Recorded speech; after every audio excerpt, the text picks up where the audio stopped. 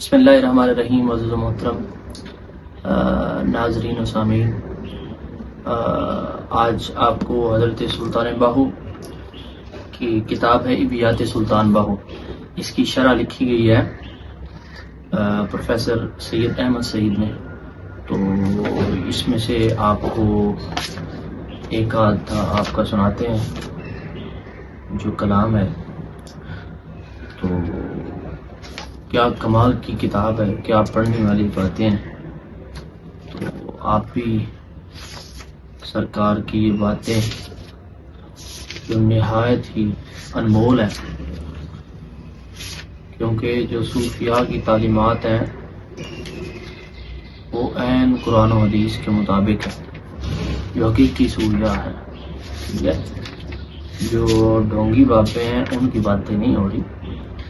تو اس میں آپ کہتے ہیں کہ الف اللہ چمبے دی بوٹی، الف اللہ چمبے دی بوٹی، من وچ مرشد لائی ہو، نفی اسبات دا پانی ملیس، ہر رگے ہر جائی ہو، اندر بوٹی مشک مچایا، جاں پھلا تے آئی ہو، جیوے مرشد کامل باہو، جے بوٹی لائی ہو۔ اور اب اس کا ترجمہ کچھ لوگ ہوتے ہیں انہیں پنجابی کی، یہ تو ویسے بڑا مشہور ہے۔ تو اس میں اللہ ذات چمبیلی کی بیل کی مانند ہے جو مرشد نے میرے دل میں لگا دی ہے، ہر رگ میں اور ہر جگہ پر اس ذکر کا پانی ملا، اپنے پھلنے پھولنے پہ آئی تو خوشبو ہر طرف پھیلنے لگی، باہو مرشد کامل سلامت رہے جس نے یہ بوٹی لگائی۔ اب اس کا تھوڑا سا وہ تشریح آگے انہوں نے لکھی ہے، وہ بھی پڑھتے ہیں تاکہ اس سارے کی سمجھ آ جائے۔ کہ صرف پڑھتے رہنا بعد کی سمجھ ہی نہیں ہے کہ سلطان بھائی اس کو بڑی سر کے ساتھ پڑھتے ہیں، الف اللہ چمبے دی بوٹی، وہ بھی بڑی کمال طریقے سے لوگ پڑھتے ہیں، لیکن دراصل مقصد ہوتا ہے پڑھنا۔ ٹھیک ہے، اور پڑھنے سے زیادہ مقصد ہوتا ہے کہ اس کو سمجھا جائے۔ ٹھیک ہے، صرف سرے لگانا مقصد نہیں ہے۔ وہ کہتے ہیں کہ 4 مصروں کی اس بیت میں ایک صوفیانہ تجربہ ایک نہایت خوبصورت تشبیہ کے ذریعے بیان کیا گیا ہے۔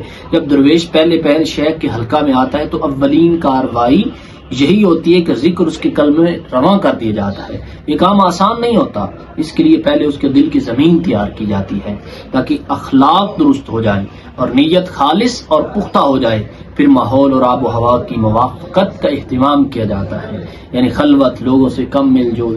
یہ اب تصوف کے مدارج کی بات ہو رہی ہے اور درویشوں سے صحبت رکھنے کی ہدایت کی جاتی ہے۔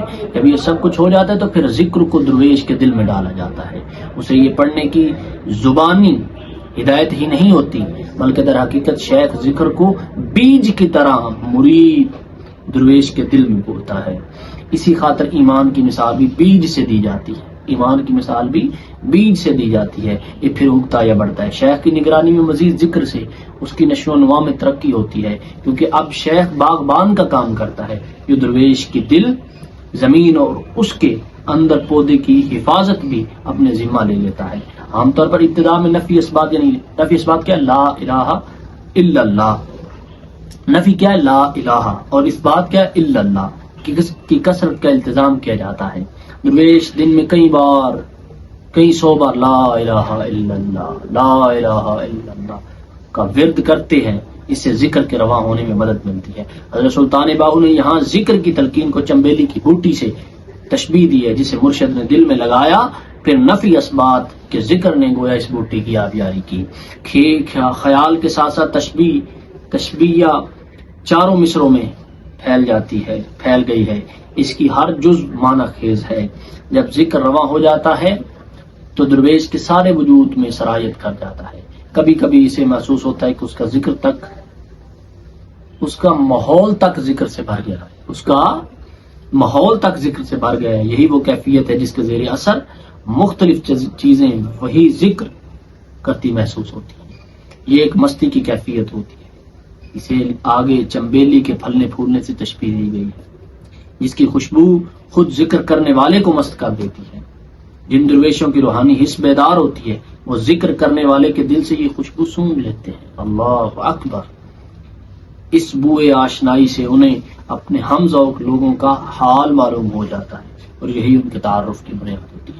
اس موقع پر درویش کا دل اپنے مرشد کے لیے شکر گزاری کے جذبات سے معمور ہو جاتا ہے. اس کے دل سے بے اختیار اپنے مرشد کی درازی عمر کے لیے دعائیں نکلتی ہیں جس نے ذکر کا یہ پودا لگایا تھا. مرید اس لیے ممنون احسان ہوتا ہے کہ یہ کام مرشد نے محض اللہ کے لیے کیا، اپنے لیے اجر بھی اللہ کے ذمہ رکھا تھا.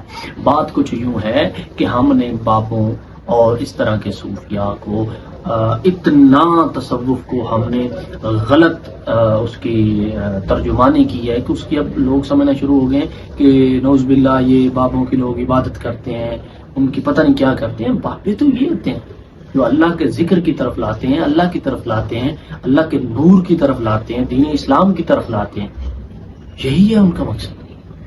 باقی ان سے جا کے یہ اس طرح کی چیزیں وابستہ کر لینی اور اس کو اس طرح کے معاملات تو بالکل خرافات ہیں. اس کا تصوف سے کوئی لینا دینا نہیں ہے. ٹھیک ہے، تو اصل بابے یہ ہیں، ان کو پڑھنا چاہیے اور ان کی خود تعلیمات آپ پڑھیں جو سلطان باہو کو بیان کر رہے ہیں، مختلف طریقوں سے بیان کر رہے ہیں. ٹھیک ہے، تو بابے وہی ہیں انہوں نے اپنی کتابوں میں لکھا.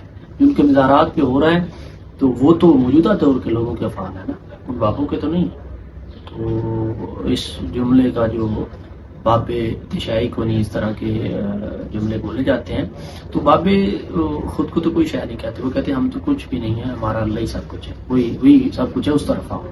ٹھیک ہے، تو بابے اگر اس حوالے سے دیکھا جائے تو بہت قیمتی لوگ ہیں کیونکہ وہ اللہ کی طرف بلاتے ہیں.